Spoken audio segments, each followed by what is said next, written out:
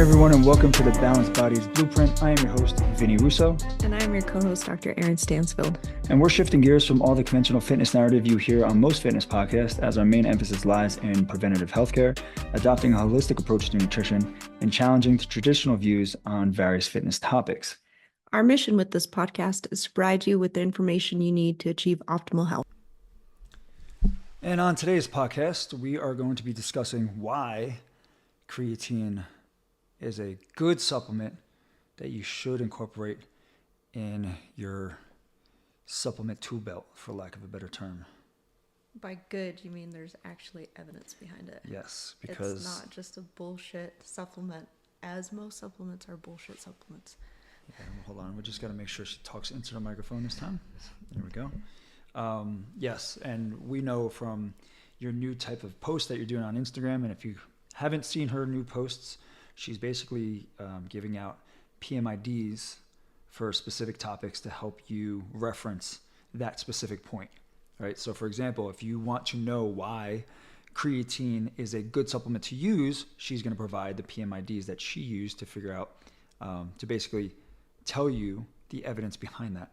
Does that make sense? You can look up the studies, or if you're having a discussion with somebody, obviously it could support. I think that if you make a statement, it is a belief unless it's backed up by some kind of data. And so if you're going to say such and such is good, or you should use this, then I think you should be able to reference the studies. And that's, I hope, to provide a reference for people to look up the studies themselves, do their own research if they want to. I know a lot of people aren't trained in research, so that might be difficult, but at least you can reference why you think the way that you think. Yeah, and I think that's awesome, especially if you're like, oh man, like your buddy just argued with you, and you're like, nah. I was like, I know Dr. Eryn did a post that has the PMIDs that I could send this fool to prove my point, right?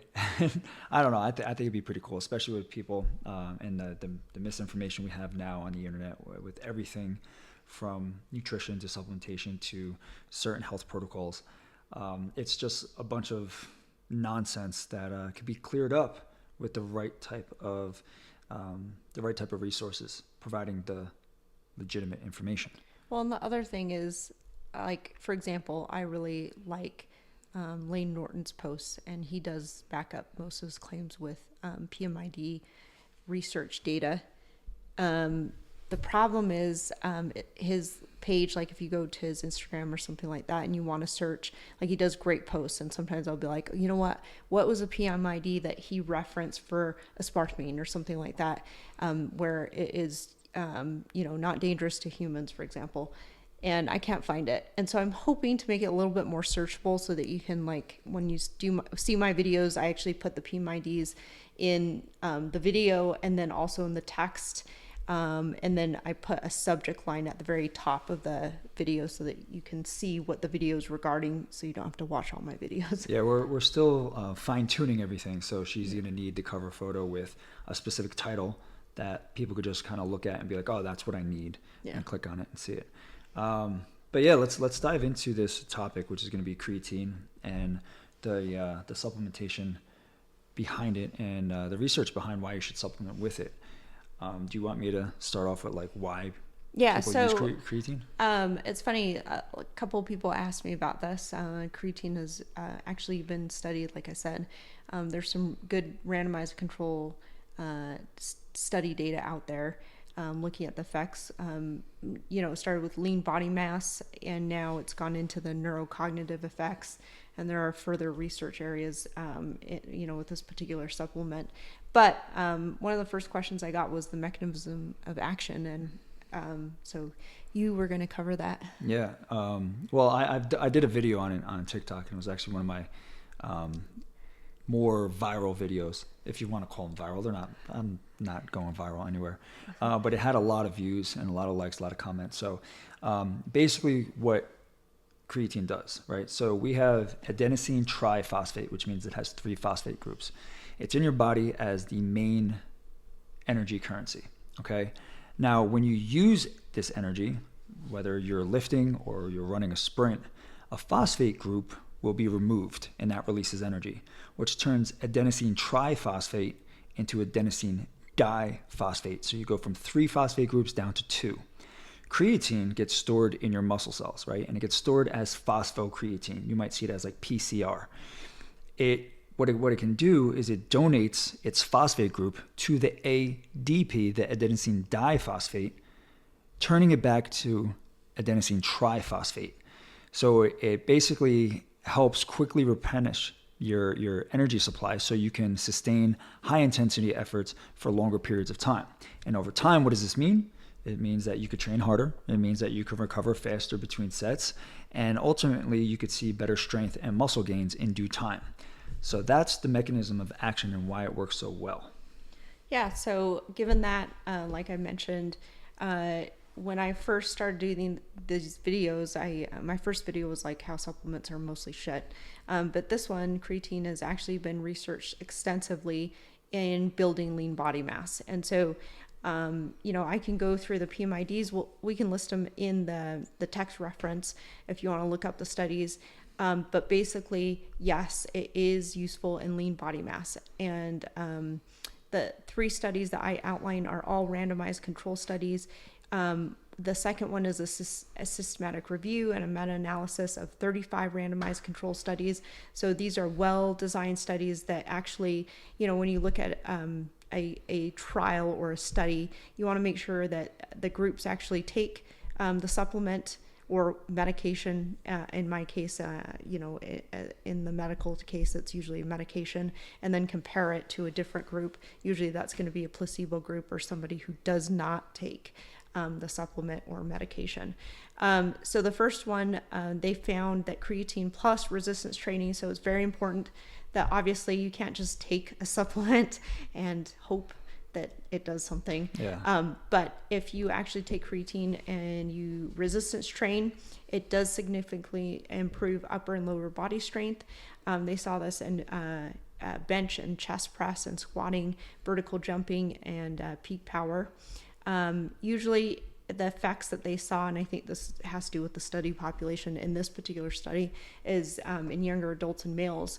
Although some of the studies do say that there's more of an effect in males than in females, but that may be a bias or a limitation.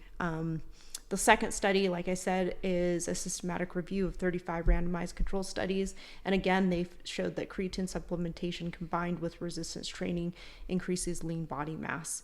And then the last study I really liked because they actually did imaging on people. It's a review of 10 randomized controlled studies basically that looked at imaging changes, so MRI, CT, ultrasound, and they did find actual changes on imaging with hypertrophy if you supplemented with creatine. Usually the creatine doses that have been researched in lean body mass, they started with either 3 or 5 grams per day.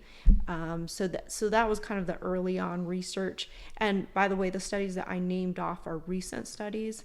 But that's another interesting area, right?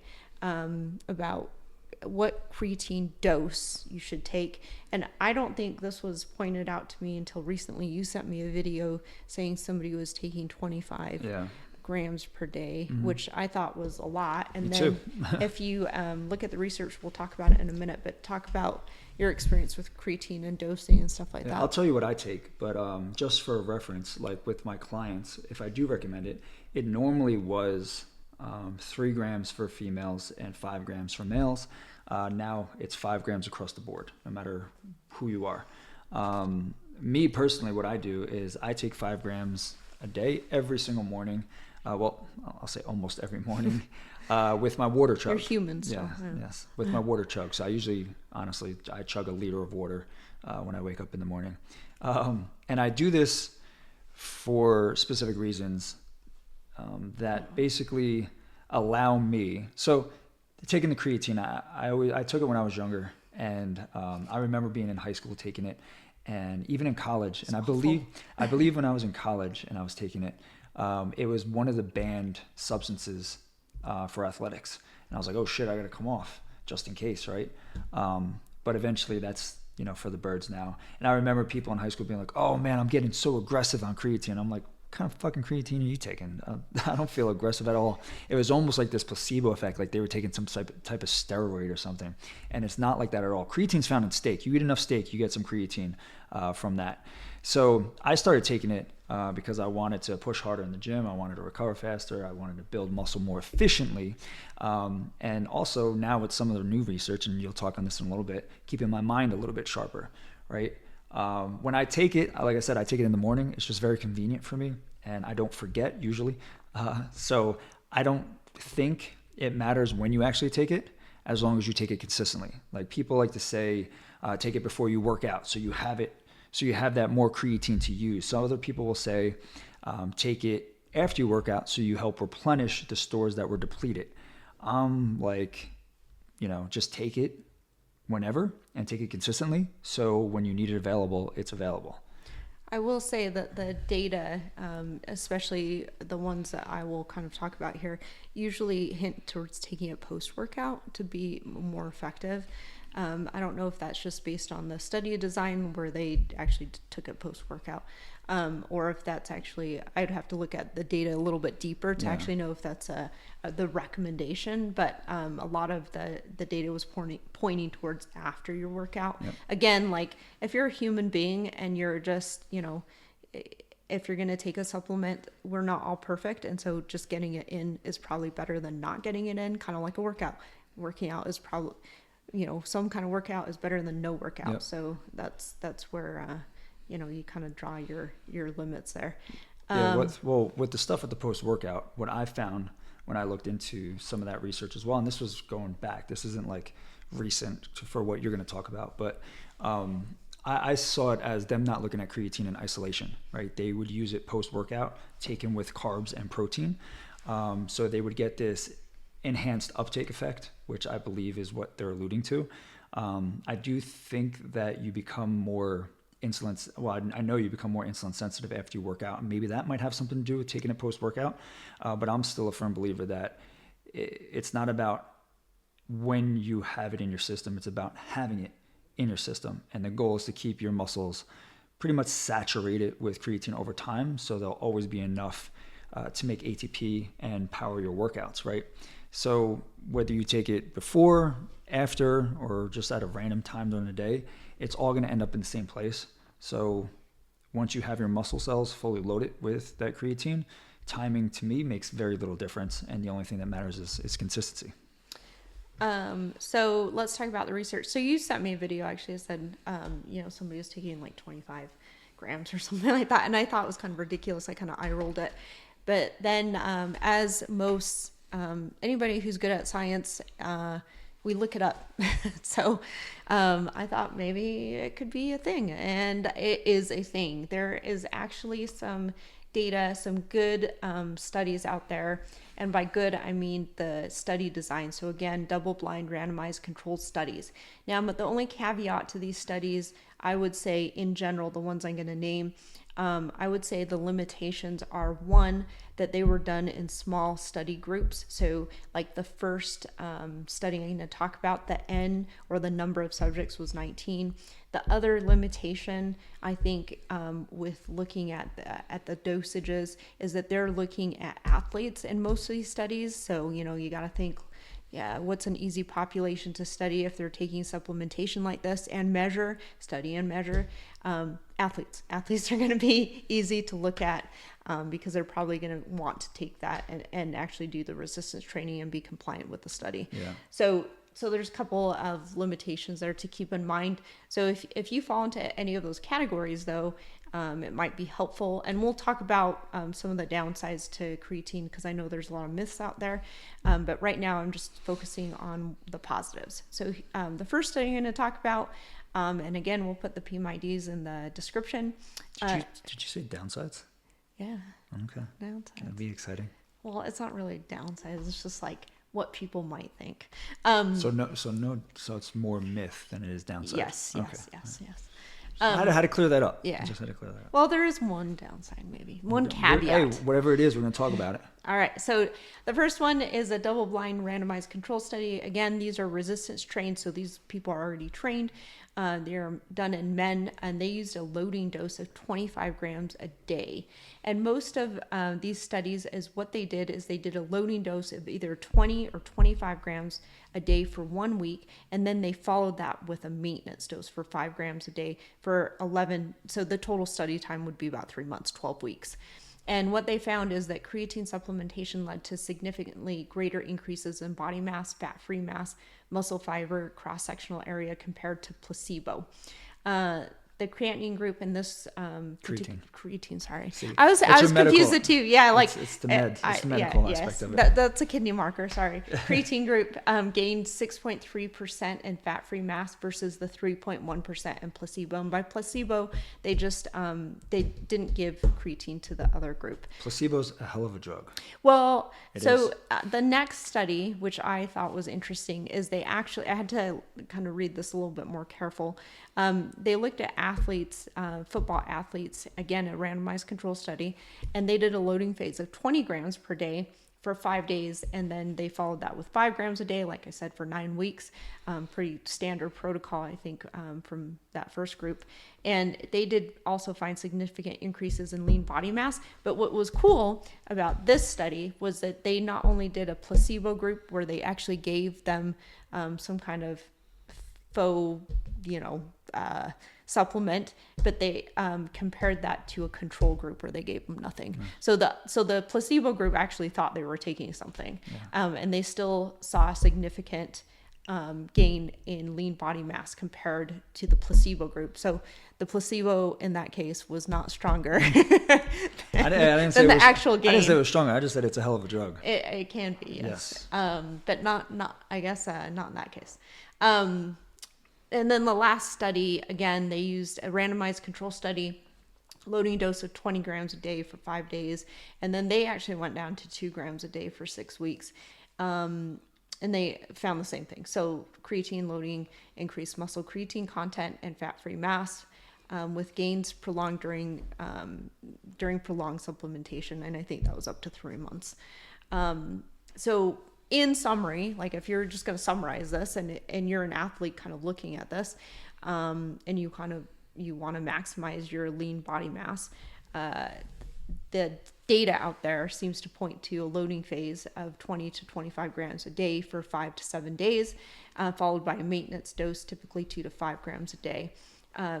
The evidence consistently shows that this regimen rapidly increases muscle creatine stores and leads to significant short-term gains in lean body mass. Short-term, we're talking about 3 to 6 months, especially when combined with resistance training. So, you just can't take the supplement. You have to do something.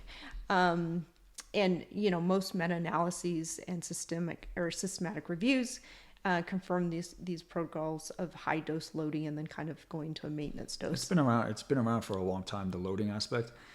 I never did a loading aspect. When we had creatine, when I was using it early on in my life, there was something called like Celtec, and it was full of sugar and creatine. Tasted phenomenal. But yeah, I would never load that just because it was just so sweet. And I was like, and even on the label, it had a loading protocol, like use X amount of scoops for the first 5 days and then bring it down to 1 scoop. So it's been around for a long time, the whole loading phase. So, I did not know that the loading phase was a thing. Obviously that is more your realm than my realm. Yeah. I don't deal in supplements. I am, we know. So, but it's highly against supplements. It is interesting. So what I think that on the medical side of what people worry about is creatine dangerous or is it harmful?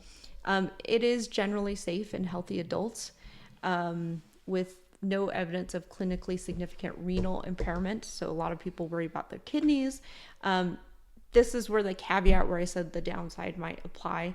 A little bit of caution is advised in individuals with pre-existing kidney disease. You might want to check with your physician or your specialist to make sure they're kind of keeping an eye on your kidney markers. But if you're generally healthy, the risk to benefit, the benefit ratio is a lot higher than the risk benefit or the risks in this population. All right, we got to pause because she's crying. All right, we had to do a quick pause. As you can see, if you're watching the video, we now have our baby with us. She was crying, so we got her. So, Eryn, you were talking about kidney disease, and you were talking about long-term supplementation and whether it was healthy, so on and so forth. So Yeah. So if you do have a chronic kidney disease, or for example, if it's really severe and you're on hemodialysis, there's limited data, right, that in this population. So it may be well tolerated, but you should always check with whoever's seeing you or whoever's treating you, especially if that's going to be, a renal specialist, that sort of thing. They have started to study this population though, but again, most of the advice out there is just caution with supplementation in chronic kidney disease because of rare reports of allergic interstitial nephritis, for example. So anyway, just be careful. Just be careful if you have chronic kidney disease. Why don't we pause again and put her in the playpen? Okay. All right, and now we're unpaused again. So I just wanted to say that, like, in those studies that you referenced, there was a lot of talk about increase in fat-free mass, and I am going to say that the studies weren't done long enough to have significant increases in muscle tissue. I just think it takes a very long time to build muscle tissue, so I think it's primarily going to be that intracellular water retention that is within muscle cells. So creatine does draw water into your muscle cells, which is a good thing, right? It's not that subcutaneous water that makes you look sloppy or make you feel bloated. It's within the muscle cells that actually fill your muscle cells out and actually give them pop. And that's what I think the majority of that came from, because creatine is what they call osmotically active, and that's the term for pulling water into the cells. And when that cell volume increases, it gives the appearance, if you're looking at measurable DEXA or BIA readings, of a higher fat-free mass. So I think, yes, because of the extra energy output, you will gain muscle tissue, you will have better performance, you will push more reps, you could push more weight. I don't think in that time period, like you said, 9 weeks, or you said the other one was 11 weeks or 12 weeks, I don't think you're going to get a significant increase in lean body mass just by supplementing with creatine right off the bat. Well, the appearances of that, right? The appearance of it, The yeah. appearance is that they do. I'm not going to comment on it because I would need to look at the methods of the study a little bit closer to actually even give a logical or somewhat educated. You could just say, Vin, you know what? You're right, Vin. You could just say that. I don't know if you're right. I would like to believe that it does increase lean body mass. I'd like to believe in Santa Claus too. Your mechanism seems logical. I would have to look at the methods of the studies. Like I said, I believe that there is an increase in muscle mass, just not to the extent that they said. So I think a lot of that, probably the majority of it, is going to be intracellular water. I'm going to say I don't know. All right. Cool. All right. So let's talk about some key caveats. I kind of alluded to this already. But serum, so one of the main things, and it's funny that I confuse creatine with creatinine. So serum creatinine increases are not a reliable marker of renal injury during supplementation. They just reflect creatine metabolism. So if somebody says that there's some correlation and it bumps your creatinine, that's not necessarily true. It's a little bit more nuanced than that. So usually, like I said, if you're a healthy individual, you don't have any kidney problems, you're going to do fine with this kind of supplementation. Again, it's not one of those supplements that has a lot of harmful effects. It has more benefits than harms. Dose. It's very similar to the protein and kidney, right? Yes. So where it's like, all right, look, Similar, you could take high doses of it. If you don't have any issues with it, you don't have to be worried about it. Like issues with your kidneys, you don't have to be worried about it. Yep. High dose creatine, so more than 20 grams a day, you might worry, well, that might be a different dosage. It might affect you differently. Again, if you're healthy, you're going to be fine. By healthy, I mean no renal failure or anything like that, or chronic kidney disease. But if you are in that category, you likely should be a little bit more careful about that. So any renal functional impairment, diabetes, hypertension, or reduced GFR, if you have a kidney issue like that, then you want to just make sure you check with your healthcare provider and make sure they're keeping an eye on those markers to make sure your kidneys are clearing everything they need to be. And then I think there's myths out there. I don't know. I don't think I've come across them, but I guess like people worry about it causing cancer. Not true. As far as we know. You're going to get some person out there with a following that'll say just to get followers and views and likes. So. Yeah. Or organ toxicity. That has not been found in long-term studies in healthy adults. Yeah. So there's no causation between those two. So I think the most interesting part of this supplement is the cognition, or the research in cognition, right? And that's been coming out more on social media now. But there seems to be a positive effect on neurocognition with taking creatine supplementation. Again, I'll name a few studies. These are all well-designed studies, randomized control studies, or meta-analysis. The first one's meta-analysis of 10 randomized control studies.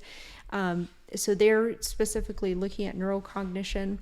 Usually the populations that have been studied are going to be people that are either older, and then also people that might have dietary restrictions, such as vegetarians. So that's what these neurocognitive studies that are good, well-designed have looked at. So the first one found that creatine supplementation improved measures of memory compared with placebo. They had a stronger effect in older adults. The older adults were in their 60s. Dose, duration, sex, and geography did not influence the findings. So a number of confounders that they controlled for as well. The second study was a double-blind placebo-controlled crossover randomized control study. They did it in young adult vegetarians, like I alluded to. And they showed significant improvements in working memory and intelligence after 6 weeks of creatine supplementation, and this was at 5 grams a day. So I will say on that, the reason why I think that's a really good study is because those people that are vegetarians have been vegetarians probably for a while, and you get creatine from your diet from meat. Yeah. So if you're not eating that, you're not subjected to it. So when you do introduce that to you, you will see a significant effect if there is a benefit. So I think that was pretty cool. Yeah. And then the last study is a systematic review of 6 randomized control studies, and they found evidence that creatine supplementation improved short-term memory and intelligence reasoning, especially in vegetarians and older adults. Anyway, so you were going to talk about how that even works, right? I'm going to do my best to try to explain that. I'm not like an expert in it, but pretty much I could say that creatine isn't like caffeine where once you take it, you get this automatic, like you'll feel the buzz within, a few minutes, right? You'll get that natural source of energy right off the bat. It's not an instant brain boost, right? Think of it more like charging your brain's reserve battery over time, right?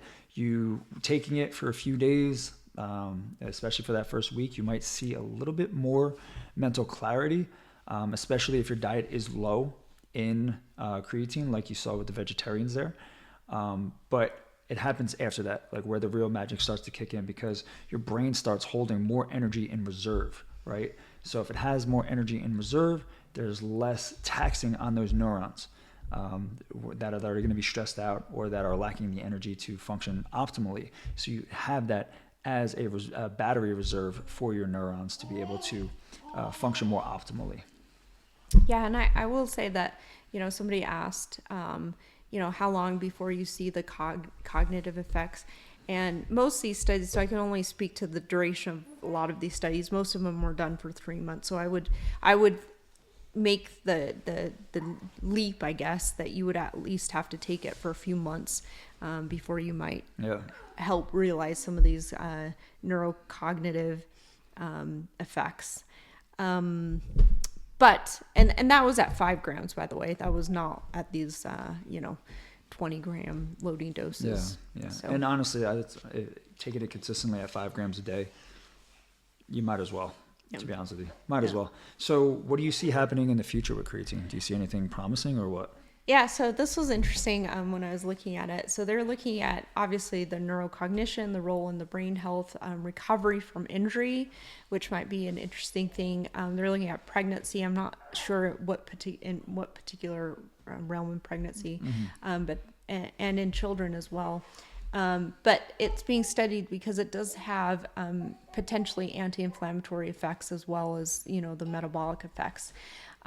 So research is expanding into creatine's role in clinical populations. So for cardiovascular disease, cachexia, neurodegenerative disorders, anti-inflammatory effects, obviously, and the optimal dosing is still being kind of researched and investigated, and timing strategies.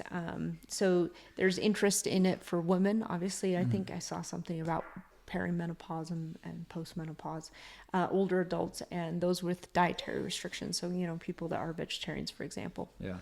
I would agree. I would just say, even if the older adults aren't weight training, if there has some potential to have cognitive benefits and it's not going to be harmful, why not start supplement with it and just see if there's anything that could actually benefit those older individuals. And especially vegans and vegetarians, you don't get the natural creatine from your diet, so you might as well supplement with it. That's what supplements are for, to fill in those gaps.